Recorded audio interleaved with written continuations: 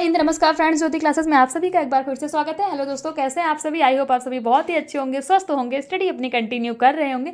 चलते हैं हमारी आज की मॉर्निंग की क्लास की तरफ। सभी को सुप्रभात, गुड मॉर्निंग। देखते हैं आज के दिन क्या है कुछ खास। तो फ्रेंड्स, आज है हमारा 3 अप्रैल की हिस्ट्री देख लेते हैं। वैसे तो बहुत सारी घटनाएं आज के दिन घटी हैं, बट हम कुछ ही इंपॉर्टेंट पॉइंट्स को कवर करते हैं। पहला पॉइंट देखते हैं। आज के ही दिन भारतीय अंतरिक्ष यात्री राकेश शर्मा ने अपना पहला अंतरिक्ष मिशन शुरू किया था।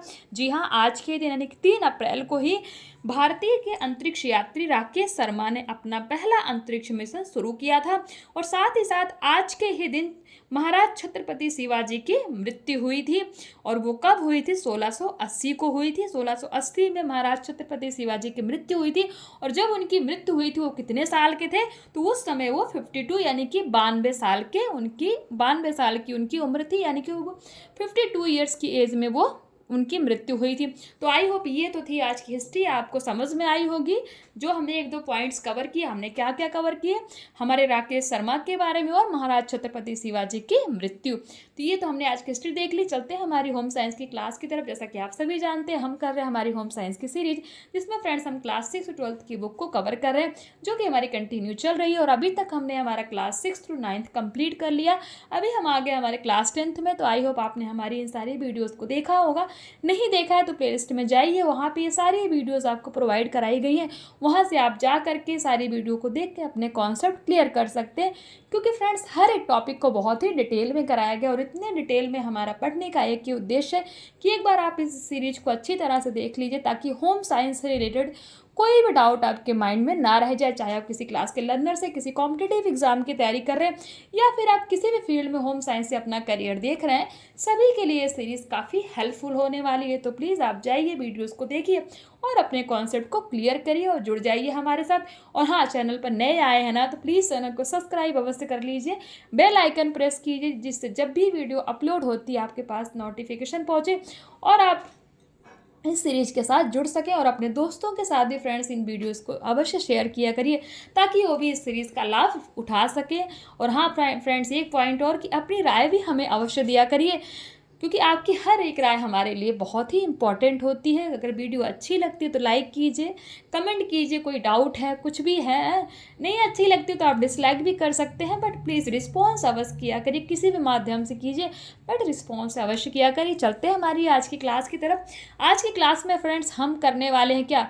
पारिवारिक बचत की आवश्यकता एवं उसका महत्व, जो कि हमने प्रीवियस क्लास में इन सारे ही पॉइंट्स को देखा था। आज की क्लास में हम इन सबको डिटेल में कवर करने वाले हैं। बट उसके पहले हमने क्या किया है, एक बार उस पर फटाफट नज़र डाल लेते हैं कि हमारी प्रीवियस क्लास क्या थी, उसमें हमने क्या क्या पढ़ा था। फ्रेंड्स, प्रीवियस क्लास में हमने देखा था आय व्यय और बचत, हमने स्टार्ट किया था। ये हमारा चैप्टर था, जिसमें हमने पारिवारिक आय देखा था, पारिवारिक आय के प्रकार देखे थे। पारिवारिक आय के कितने प्रकार हैं? 2 प्रकार, प्रत्यक्ष आय एवं अप्रत्यक्ष आय। इनको हमने डिटेल में पढ़ा था।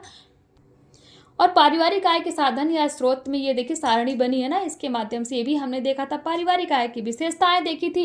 फिर इनसे रिलेटेड कुछ क्वेश्चन मैंने आपको एज अ होमवर्क के रूप में दिया था। आई होप आपने इनको सॉल्व किया होगा। पारिवारिक व्यय देखा था, पारिवारिक व्यय के प्रकार देखे थे, निश्चित व्यय, अर्धनिश्चित व्यय, अन्य व्यय और आकस्मिक व्यय। फिर हमने देखा था पारिवारिक व्यय को प्रभावित करने वाले कारक, इसमें भी हमने बहुत सारे पॉइंट्स कवर किए थे। नेक्स्ट हमने देखा था पारिवारिक व्यय को नियंत्रित करने के उपाय, यानी कि जो पारिवारिक व्यय है, पारिवारिक खर्चा, उसको नियंत्रित कैसे किया जा सकता है। मितव्ययिता हमने देखी थी, मितव्ययिता हेतु आवश्यक सुझाव देखे थे। पारिवारिक बचत देखा था। तो ये साथ जितने भी सारे फ्रेंड्स ये टॉपिक है ना, सारे ही हमने हमारे प्रीवियस क्लास में कंप्लीट किया था। आई होप आपने इस वीडियो को देखा होगा। नहीं देखा है तो प्लेलिस्ट में जाइए, वहाँ से ये वीडियो आपको इजीली प्रोवाइड हो जाएगी। तो अब चलते हैं हमारी आज की क्लास की तरफ। जैसा कि हमने बताया आपको, हम पढ़ने वाले हैं पारिवारिक बचत की आवश्यकता एवं महत्व। और इसमें ये सारे ही जो पॉइंट्स हैं, इनको हम कवर करने वाले हैं। तो एक एक पॉइंट्स को हम डिटेल में पढ़ लेते। पहला पॉइंट कहता है पारिवारिक बचत द्वारा उच्च जीवन स्तर। तो पारिवारिक बचत से व्यक्ति अपने भविष्य में आने वाले बुरे दिनों में भी सामान्य जीवन व्यतीत कर सकता है। सीधी सी बात है, अगर आपके पास सेविंग रहेगी तो आपको आकस्मिक कोई काम आ गया तो आप उस सेविंग से अपनी खुद की मदद कर सकते हैं। अपने बचत वाले धन का उपयोग कर वह अपने जीवन को सामान्य बनाए रखता है। पारिवारिक बचत करने से व्यक्ति समाज में अपनी मान प्रतिष्ठा को बनाए रखने में कामयाब होता है और एक सम्मानजनक जीवन यापन कर सकता है। दूसरा है आकस्मिकताओं से सुरक्षा। बचत के द्वारा कोई भी परिवार आकस्मिक खर्चों जैसे महंगाई में वृद्धि, किसी सदस्य का बीमार अथवा दुर्घटनाग्रस्त हो जाना, परिवार में विवाह आदि का सामना सफलतापूर्वक कर सकता है। तीसरा, कर्ज के भार से सुरक्षा। आय के बराबर व्यय या खर्च कर देने से भविष्य में आने वाले बुरे दिनों में मनुष्य को दूसरे व्यक्ति से कर्ज लेना पड़ सकता है। ऐसी स्थिति से बचने के लिए भी पारिवारिक बचत सुरक्षा प्रदान करती है। दूसरे शब्दों में, पारिवारिक बचत के कारण व्यक्ति को कठिन समय पर किसी से कर्ज नहीं लेना पड़ता और वह स्वतंत्र जीवन यापन करता है। चौथा है राष्ट्रीय विकास में सहायक। बचत में पूंजी का निर्माण होता है जिससे देश की उन्नति होती है। बैंक में विनियोग किए गए धन से देश के उद्योग धंधों का विकास होगा तथा राष्ट्र मजबूत बनेगा। बचत द्वारा ही मुद्रास्फीति पर नियंत्रण संभव होता है। नेक्स्ट है हमारा परिवार तथा संपत्ति की सुरक्षा में सहायक है। व्यक्ति द्वारा की गई नियमित बचत से परिवार पर आर्थिक संकट आता है उसे टाला जा सकता है। अतः आवश्यकता पड़ने पर व्यक्ति को अपनी जमीन, जायदाद, जेवर आदि गिरवी नहीं रखने पड़ते हैं। इससे वह अपनी संपत्ति की सुरक्षा कर सकता है। छठा पॉइंट कहता है आवास सुविधा उपलब्ध कराने में सहायक। आज के आधुनिकीकरण के दौर में प्रत्येक व्यक्ति एक छोटे परिवार एवं आधुनिक सुख सुविधाओं से युक्त मकान की चाहत रखता है और इस प्रकार के आधुनिक मकान के लिए अत्यधिक धनराशि की आवश्यकता होती है। ऐसी परिस्थिति में व्यक्ति द्वारा की गई बचत परिवार को आवासीय सुविधा या सुरक्षा प्रदान करने में सहायक सिद्ध होती है। सातवां पॉइंट कहता है अवकाश अवधि का सदुपयोग, यानी कि जब आपको छुट्टियां हो तो उसका भी सदुपयोग कैसे कर सकते हैं देखते हैं।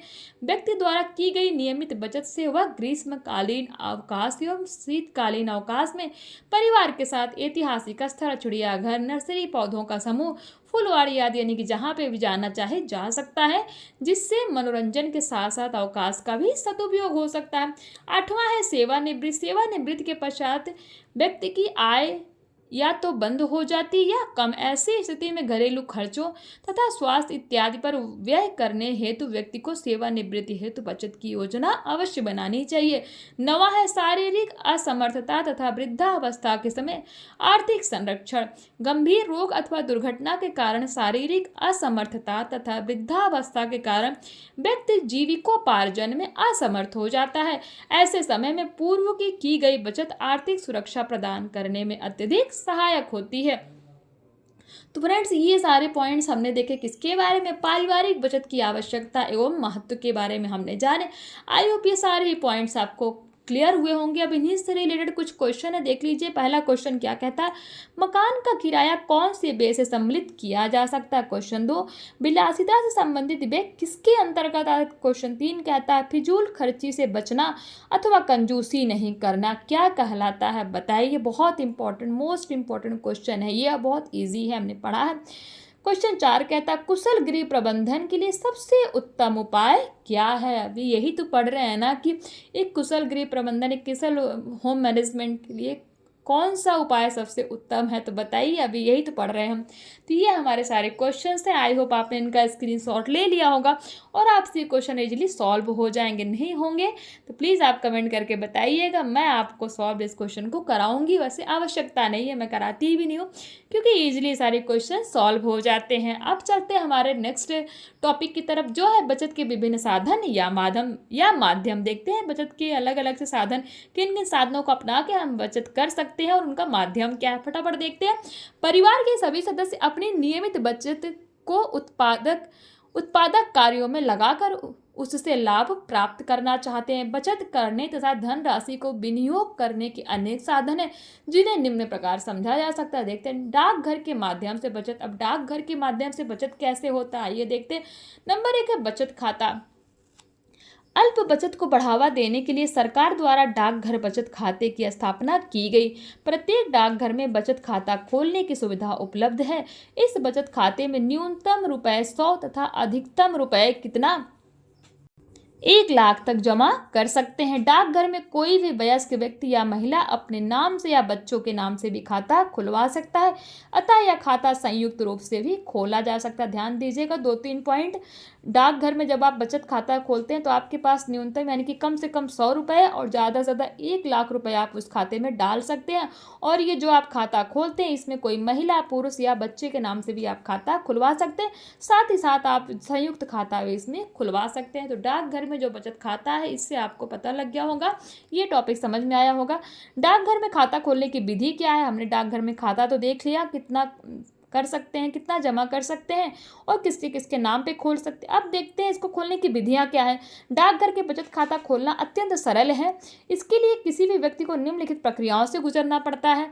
नंबर 1 है, सर्वप्रथम खाता खुलवाने के लिए इच्छुक व्यक्ति को डाकघर में बचत खाता खुलवाने के लिए उपलब्ध फॉर्म वहाँ पे मिलता है पर व्यक्ति से संबंधित अनिवार्य सूचनाओं को भरना होता है, जैसे उसका नाम, पता, डिटेल है, उसके परिवार के बारे में, तो ये सब भरना पड़ता है। खाता खुलवाने के इच्छुक व्यक्ति का नाम, पिता या पति का नाम, अस्थायी पता तथा वारिस का नाम एवं उससे संबंध आदि। दूसरा पॉइंट है, फॉर्म पर हस्ताक्षर के नमूने के लिए एक स्थान अंकित होता है। उस स्थान पर व्यक्ति द्वारा अपने हस्ताक्षर यानी कि साइन करने होते हैं, जिसका उपयोग बाद में व्यक्ति की पहचान हेतु धन निकासी अथवा धन जमा करने के समय किया जाता है। जो व्यक्ति खाता खुलवाने के इच्छुक है और हस्ताक्षर करना नहीं जानते, उनसे फॉर्म पर निर्धारित स्थान पर अंगूठे का निशान लगवाया जाता है। व्यक्ति की पहचान को किसी पुराने खाता धारक से प्रमाणित भी करवाना होता है। फॉर्म पर आवेदक का फोटो भी लगाया जाता है, यानी कि जिसके नाम पे खाता खोला जाएगा उसका फोटो भी होना अनिवार्य है। तीसरा पॉइंट है, खाता खोलने के लिए निर्धारित राशि फॉर्म जिसमें खाता खुलवाने की सूचना भरी हो, डाकघर से संबंधित कर्मचारी को दे दिया जाता है। कर्मचारी द्वारा एक रसीद व्यक्ति को दी जाती है जिस पर आपके द्वारा जमा की गई राशि अंकित होती है।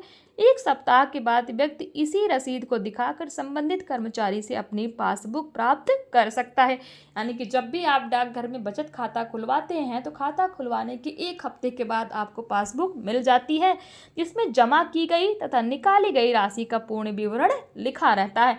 पॉइंट 4 है, बचत खाते से सप्ताह में 1 बार तथा वर्ष में 60 बार धन निकालने की सुविधा होती है। ध्यान दीजिएगा, इट्स मोस्ट इम्पॉर्टेंट। जो आपका बचत खाता होता है उससे आप 1 सप्ताह में यानी कि आपने पैसा निकाला, 1 हफ्ते बाद भी आप चाहें तो अपनी दूसरी धनराशि निकाल सकते हैं तथा 1 वर्ष में 60 बार यानी कि 60 टाइम आप जो है उसमें से पैसा निकाल सकते हैं, जबकि धन को वह जब चाहे जमा कर सकता है। खाते में जमा धनराशि पर निर्धारित दर से ब्याज दिया जाता है। तो ये तो हमने कुछ पॉइंट्स देखे किसके बारे में, डाकघर में खाता खोलने की क्या विधियां हैं। आई होप आपको पता लग गया होगा, बहुत ही इंपॉर्टेंट है, क्वेश्चंस बनते हैं इससे। नेक्स्ट है राष्ट्रीय बचत पत्र है, देख लेते हैं। इस योजना के अंतर्गत जमाकर्ता एक निश्चित राशि के बचत पत्र डाकखाने से खरीद सकता है। पहले यह योजना 6 वर्षीय थी, ध्यान दीजिएगा, किंतु वर्तमान में वर्ष 2011 से इसे 5 वर्ष का कर दिया गया। कौन सी योजना को?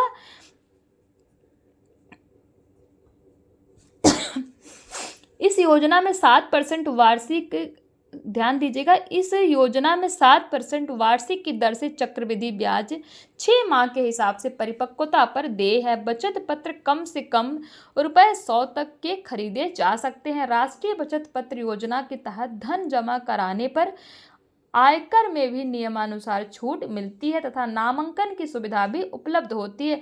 भविष्य में जरूरत पड़ने पर बचत पत्र को बैंक के पास गिरवी रखकर ऋण भी लिया जा सकता है।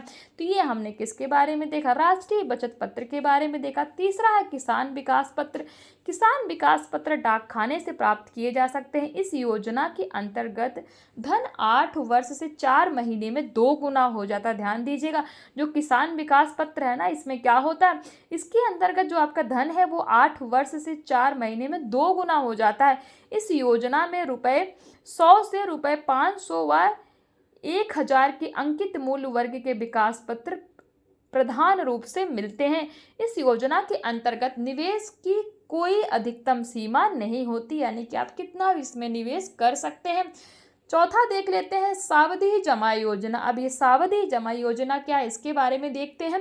सावधि जमा योजना डाकघरों द्वारा संचालित एक प्रमुख जमा योजना है, जिसे डाकघर सावधि जमा खाता के नाम से भी जाना जाता है। ध्यान दीजिएगा, फिर से रिपीट करूंगी। सावधि जमा योजना, सावधि जमा योजना डाकघरों द्वारा संचालित एक प्रमुख जमा योजना है, जिसे डाकघर सावधि जमा खाता के नाम से भी जाना जाता है। यह योजना ऐसी योजना है जिसमें एक निश्चित समय के लिए धनराशि को खाते में जमा कर दिया जाता है। यह निश्चित अवधि या समय 1 वर्ष से 5 वर्ष तक हो सकता है। इस योजना में न्यूनतम ₹50 तक जमा कर सकते हैं। इस योजना की खास बात यह है कि इसमें जमा राशि पर तिमाही चक्रवृद्धि ब्याज के आधार पर वार्षिक ब्याज मिलता है। पॉइंट 5 देखते हैं, वरिष्ठ नागरिक जमा योजना। वरिष्ठ नागरिक जमा योजना के अंतर्गत 60 वर्ष की आयु होने के उपरांत यह खाता खोल सकते हैं। जो वरिष्ठ नागरिक जमा योजना है, इसके अंतर जो खाता खोला जाता है, उस व्यक्ति की उम्र कितनी होनी चाहिए? 60 वर्ष। इस योजना में निश्चित धनराशि निश्चित समय के लिए जमा की जाती है। मिलिट्री से सेवानिवृत्त व्यक्ति भी इस खाते को खोल सकते हैं। इस योजना पर मिलने वाला ब्याज कितना होता है? 8.5% होता है। अब छठा देख लेते हैं, डाकघर मासिक आय योजना। ये कौन सी योजना है, इसके बारे में देखते हैं। पारिवारिक बचत को उत्पादक बनाने के लिए डाकघर द्वारा चलाई गई यह एक महत्वपूर्ण योजना है। डाकघर मासिक आय योजना में एकल खाते में 3 लाख तथा संयुक्त खाते में 6 लाख रुपए का निवेश किया जा सकता है। इस योजना के अंतर्गत परिपक्वता की अवधि 5 वर्ष है। खाता 1 वर्ष बाद भी बंद किया जा सकता है, परंतु 2% की दर से कटौती की जाती है। यानी कि अगर आप 1 वर्ष बाद खाता बंद कर देते हैं तो 2% दर से कटौती की जाएगी आपके धनराशि पर। ब्याज एवं बोनस आयकर की धारा 80L के अंतर्गत छूट के योग्य है। अब देख लेते हैं, बैंक के माध्यम से बचत के लिए सर्वाधिक लोकप्रिय संस्था बैंक है। बैंक उस कंपनी को कहते हैं जो बैंकिंग का कार्य करती है। बैंकिंग से तात्पर्य ऋण देने या विनियोजन के लिए जनता से मुद्रा के निवेश को स्वीकार करना है, जो मांगने पर या किसी अन्य प्रकार से लौटाया जा सके अथवा चेक, ड्राफ्ट, आदेश, चेक आदि से निकाला जा सके। अतः बैंकों द्वारा बचत कराने वाली योजनाओं के मुख्य चरण निम्न प्रकार से। नंबर 1 क्या? बचत खाता योजना। इसके बारे में देखते हैं। बचत खाता योजना पारिवारिक बचत को उत्पादक कार्य में लगाने के लिए बैंकों द्वारा उपलब्ध कराई जाने वाली सबसे लाभकारी एवं लोकप्रिय योजना है। इसमें कम से कम ₹500 की राशि से खाता खोला जा सकता है। कम से कम ₹500 की राशि से कौन सा खाता खोला जा सकता है? बचत खाता योजना। और 100 रुपए की राशि से कौन सा खाता खोला जा सकता है, बताइए कमेंट करके। हमने अभी पढ़ा। इस योजना के अंतर्गत कोई भी व्यक्ति अपने अकेले नाम से, संयुक्त नामों से अथवा अपने बच्चों के नाम से किसी भी बैंक में बचत खाता खुलवा सकता है। इस प्रकार का खाता खुलवाने के लिए व्यक्ति को कुछ औपचारिकताओं एवं प्रक्रियाओं का पालन करना होता है। बचत खाता खुलने के बाद खाता धारक खाते में कभी भी कितनी भी राशि जमा कर सकता है। इस खाते पर जमा राशि पर निर्धारित ब्याज भी दिया जाता है। इस खाते की सबसे बड़ी खासियत यह है कि व्यक्ति आवश्यकता अनुसार अपने खाते से धन निकाल सकता है। धन निकासी के लिए व्यक्ति को निर्धारित निकासी प्रपत्र अथवा चेकबुक दोनों की सुविधा उपलब्ध कराई जाती है। दूसरा, प्रधानमंत्री जनधन योजना। इसके बारे में देख लेते हैं। प्रधानमंत्री नरेंद्र मोदी ने 15 अगस्त 2014 को इस योजना की घोषणा की थी। कौन सी योजना की? प्रधानमंत्री जनधन योजना की घोषणा कब हुई थी? 15 अगस्त 2014 को। 28 अगस्त 2014 से इस योजना पर कार्य शुरू हुआ था।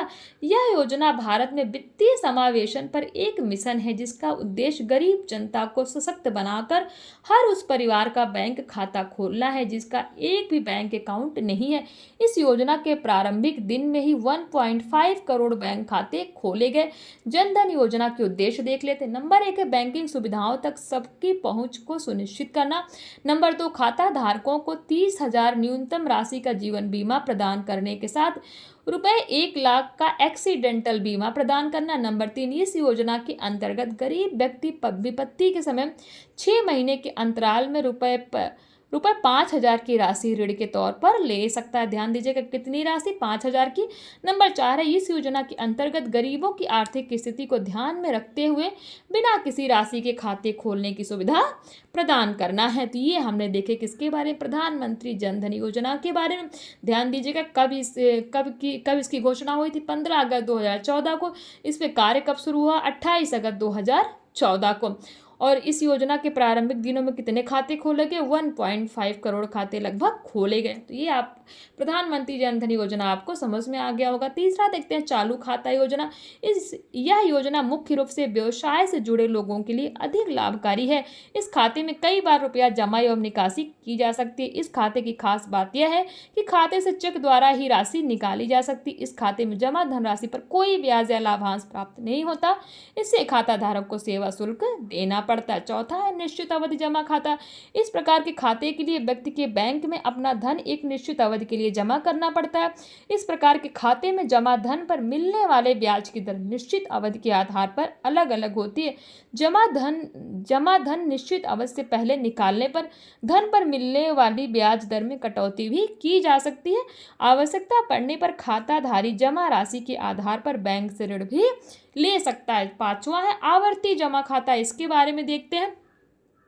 यह खाता भी व्यक्ति की पारिवारिक बचत को उत्पादक बनाने के लिए अत्यंत लाभकारी है। इस खाते में खाता धारक अपने खाते में प्रत्येक माह कुछ निर्धारित रकम एक निश्चित अवधि के लिए जमा करता है और अवधि पूर्ण होने पर जमा राशि ब्याज सहित जमाकर्ता को प्राप्त करता है। नोट में देख लेते हैं, इंपॉर्टेंट होते हैं जो नोट से लिख के आते हैं। विभिन्न योजनाओं में ब्याज की दर समय समय पर बदलती रहती है। ब्याज की धनराशि कर मुक्त नहीं होती है। अब देख लेते हैं बैंक में खाता खोलने पर प्राप्त सुविधा, यानी कि अगर आप बैंक में खाता खोल रहे हैं तो कौन कौन सी सुविधाएं आपको प्राप्त होंगी। नंबर 1 है, जमा पर्ची पुस्तिका या पासबुक, जिसको हम कहते हैं। बैंक में खाता खुलवाने वाले प्रत्येक खाता धारक को बैंक द्वारा एक पुस्तिका दी जाती है जिसमें खाता धारक का नाम, पता, खाते की संख्या एवं खाते पर जमा राशि के जमा एवं निकासी दोनों का विवरण अंकित होता है। इसे जमा पर्ची पुस्तिका या पासबुक कहा जाता है। बैंक से प्रत्येक बार धन जमा करने एवं निकालने के लिए पुस्तिका की आवश्यकता होती है। नोट, खातेदार इच्छा अनुसार कभी भी खाता बंद कर सकता है। इसके लिए उसे प्रार्थना पत्र के साथ साथ पासबुक भी जमा करनी होती है। बैंक में जितना बैलेंस शेष रहता है वह उसे खाता बंद करते समय वापस दे दिया जाता है। दूसरा है हमारा चेकबुक। बैंक द्वारा जमाकर्ताओं को बैंक से रुपए निकालने के लिए चेकबुक की सुविधा प्रदान की जाती है। चेकबुक में चेक फॉर्म होते हैं जिनमें निकासी योग्य राशि भरकर बैंक में जमा करने से निकासी योग्य अंकित राशि प्राप्त की जाती है। चेकबुक द्वारा राशि की भुगतान बैंक उस स्थिति में कर सकता है जब चेकबुक पर किए गए हस्ताक्षर खाता धारक के बैंक में पूर्व में दिए हस्ताक्षर से मिलते हों। ध्यान दीजिएगा, चेकबुक के चेक फॉर्म पर बैंक द्वारा अंकित नंबर भी होते हैं। सामान्यतः चेक कई प्रकार के होते हैं जिनमें से प्रमुख निम्न प्रकार हैं। चेक भी कई प्रकार के होते हैं। नंबर 1 वाहक चेक या साधारण चेक। नंबर 2 आदेशक चेक या ऑर्डर चेक। नंबर 3 रेखांकित चेक या क्रॉस चेक। नंबर 4 है ट्रेवलर चेक या यात्री चेक। नंबर 5 है उपहार चेक। एक एक करके इनको पढ़ लेते हैं। पहला है हमारा वाहक चेक या साधारण चेक। यह एक ऐसा चेक होता है जिसका भुगतान बैंक वाहक चेक लेकर जाने वाले व्यक्ति को कर देता है। बैंक खाता धारक के हस्ताक्षर का मिलान नमूने के हस्ताक्षर से करता है और भुगतान की राशि वाहक को दे देता है। दूसरा है आदेशक चेक या ऑर्डर चेक। आदेशक चेक का भुगतान बैंक केवल उसी व्यक्ति को करता है जिसका नाम चेक पर लिखा होता है। तीसरा रेखांकित चेक या क्रॉस चेक। जिस चेक के ऊपरी भाग में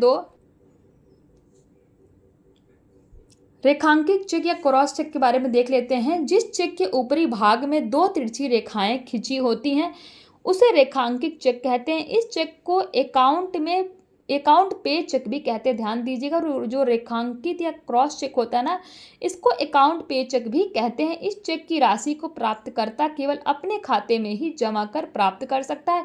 इस प्रकार का चेक जारी करने पर किसी प्रकार का धोखाधड़ी की आशंका नहीं रहती।